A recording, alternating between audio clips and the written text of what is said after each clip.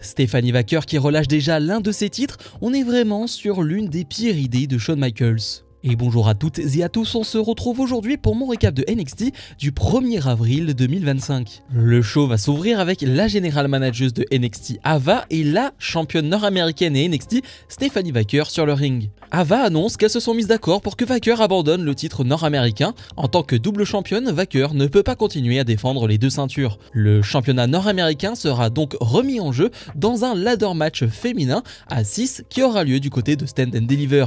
6 catcheuses s'affronteront et les matchs de qualification débuteront ce soir. Mais Vaquer a une condition pour abandonner sa ceinture, elle veut choisir son adversaire à Stand and Deliver.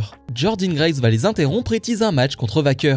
Mais Jada Parker va faire son entrée et réclame un nouveau match de championnat contre Stephanie Vaquer. Finalement, une bagarre va éclater entre les deux et Jordynne Grace va prendre le dessus et la sécurité va intervenir. Alors on le dit directement, NXT commence avec une idée de débile. Pourquoi avoir donné ce titre à Stephanie Vaquer, ce titre de championne nord-américaine et ce titre de championne NXT, si c'est pour lui enlever quelques semaines après, si c'est pour dire, eh bien finalement, elle ne peut pas le défendre parce qu'elle a déjà trop de titres et que c'est trop compliqué pour elle. Quelle idée de débile. NXT débute déjà avec quelque chose qui m'énerve parce que ça n'a aucun sens, aucun intérêt et d'ailleurs le public de NXT est d'accord avec moi et va vraiment huer cette décision et ça se comprend, c'est complètement con, n'ayons pas peur de le dire, c'est complètement con. En fait ça m'énerve de donner un titre à quelqu'un et lui retirer 2 semaines après parce que tu te dis que finalement c'était une mauvaise idée. Bah oui, on le savait de base que c'était une idée qui pouvait être compliquée sur le papier parce que oui, Vaquer devait défendre 2 titres et vu cette division féminine qui est exceptionnelle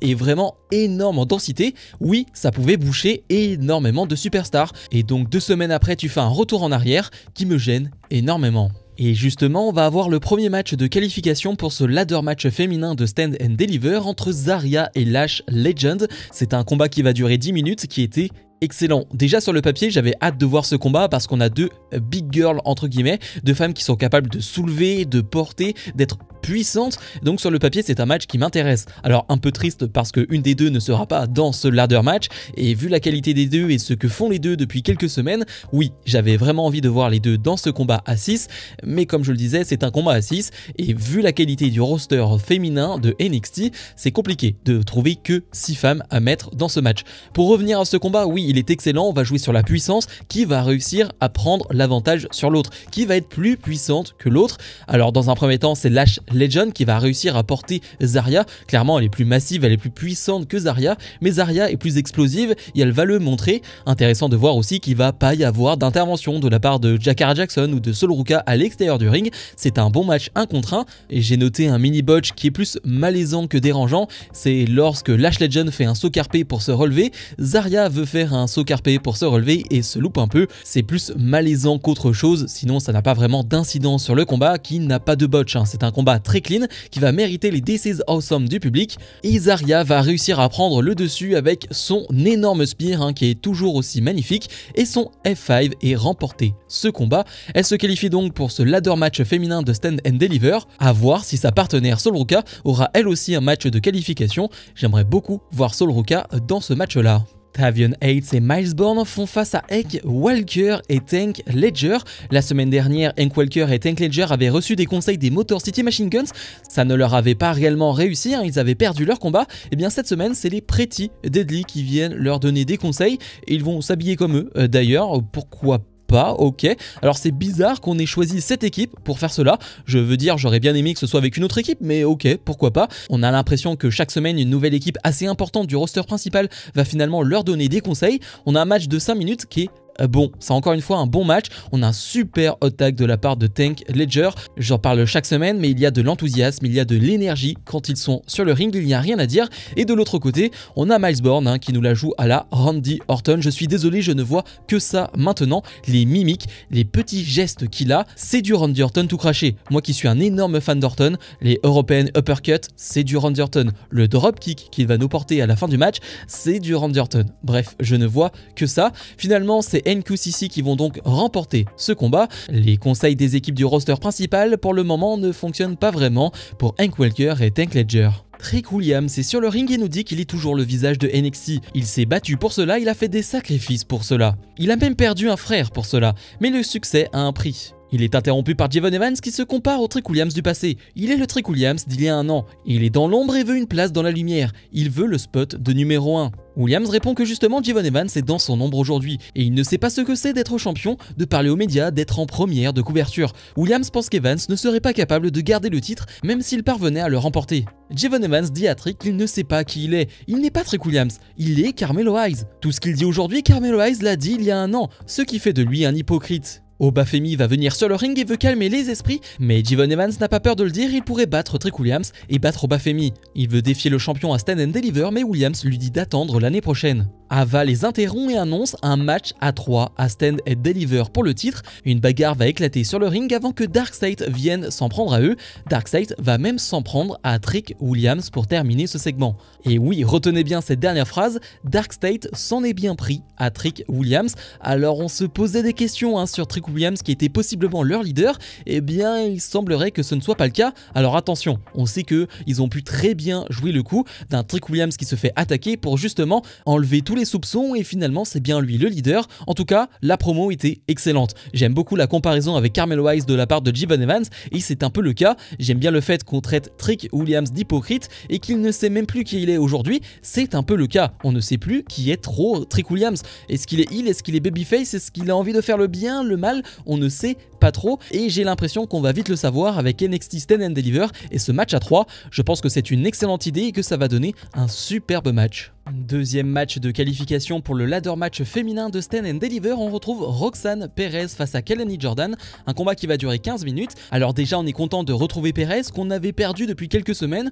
on ne sait pas trop où on en est dans cette histoire avec Bayley, avec NXT, bref je suis un peu perdu avec Roxanne Perez. Quels sont les plans pour elle concernant Stand and Deliver ou WrestleMania? Et ce match là était une réponse parce que c'était un match pour le ladder match féminin de Stand and Deliver, un match donc de 15 minutes mais qui est quand même coupé de 2 pubs, il faut quand même le dire, c'est bien dérangeant, mais c'est un match long qui est vraiment très bon, excellente alchimie entre les deux. On a vraiment un style bien différent avec une Roxanne Perez qui va être très technique au sol, qui va même tricher pour prendre l'avantage sur Kelani Jordan. Elle va mettre les doigts dans les yeux de Jordan et puis finalement elle va s'en prendre violemment au bras de Jordan pendant plusieurs minutes. Il y a notamment une prise qu'elle arrive à porter dans cette domination qui est une espèce de roue enchaînée avec une descente du genou qui est magnifique et tellement violent, tellement impactant. Je l'ai beaucoup apprécié. Et de l'autre côté on a une Jordan avec beaucoup d'envie, beaucoup d'énergie qui va essayer de voltiger pour prendre de vitesse Roxanne Perez. Ça fonctionne vraiment très bien. C'est un excellent combat féminin.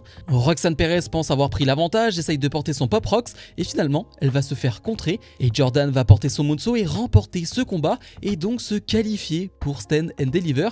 Énorme défaite pour Roxanne Perez. Est-ce que cela veut dire que Roxanne Perez ne sera pas à Stand and Deliver mais sera du côté de WrestleMania dans un match, je ne sais pas lequel, je l'espère, parce que si elle n'est pas à Stand and Deliver et qu'elle n'est pas à WrestleMania, ce serait vraiment une grosse bêtise. Donc ouais, énorme victoire pour Kelani Jordan qui prend le plein de confiance avant NXT Stand and Deliver.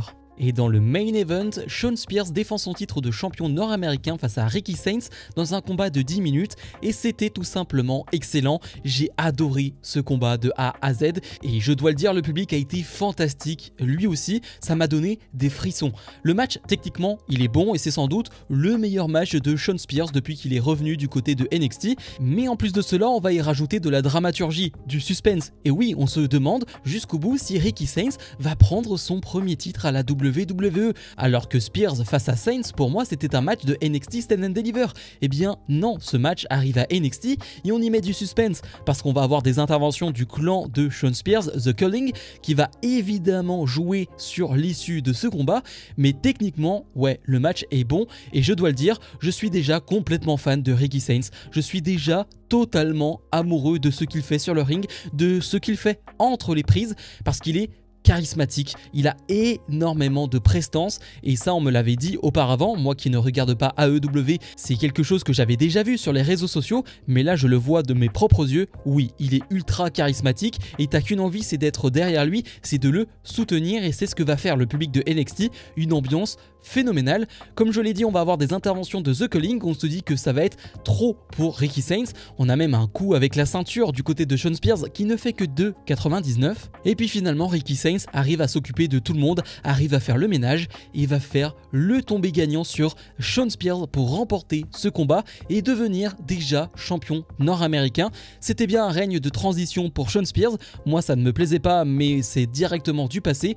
Ricky Sainz est déjà champion du côté de NXT et ce NXT va se terminer avec un Ethan Page qui va s'en prendre violemment à lui et on comprend que Ethan Page fera face à Ricky Sainz du côté de Stand and Deliver, une affiche qui me fait déjà un peu plus rêver et envie. On peut quand même noter que le public de NXT va chanter Tony Fumbled. En gros, ils vont chanter que Tony Khan, le président de AEW, s'est loupé avec Ricky Sainz, s'est loupé avec Ethan Page. Alors moi, je n'en sais rien, hein. Moi qui ne suis pas AEW, vous en penserez ce que vous voulez, mais en tout cas, le public de NXT l'a pas mal chanté pendant ce main event et après le match, donc j'étais obligé de le notifier. Bilan de ce NXT, de mon côté on sera sur un 8,5 sur 10, je l'ai beaucoup aimé. Alors oui, j'ai pas mal de griefs et de problèmes avec le fait que Stephanie Vaquer relâche déjà son titre de championne nord-américaine, pas que ça me gêne qu'elle ne soit plus championne, mais c'est la manière de faire. Elle est championne il y a quelques semaines et là tu lui retires d'un coup comme ça, en fait ça n'avait aucun intérêt, à part faire le buzz en mettant une double championne, sinon en termes de storyline, ça n'avait pas d'intérêt. Mais sinon le reste est vraiment excellent avec notamment ce superbe main event que j'ai vraiment beaucoup aimé. Oui, je le redis, je suis complètement fan de Ricky Sainz et j'ai déjà hâte de voir la suite pour lui. Tout ce qu'il va se passer autour de la division féminine, autour du titre de championne nord-américaine va être hyper intéressant avec d'autres matchs de qualification pour ce ladder match qui arriveront la semaine prochaine. Comme d'habitude, je vous invite à mettre un maximum de pouces vers le haut, à vous abonner et nous on se retrouve dans la semaine pour d'autres vidéos. Salut!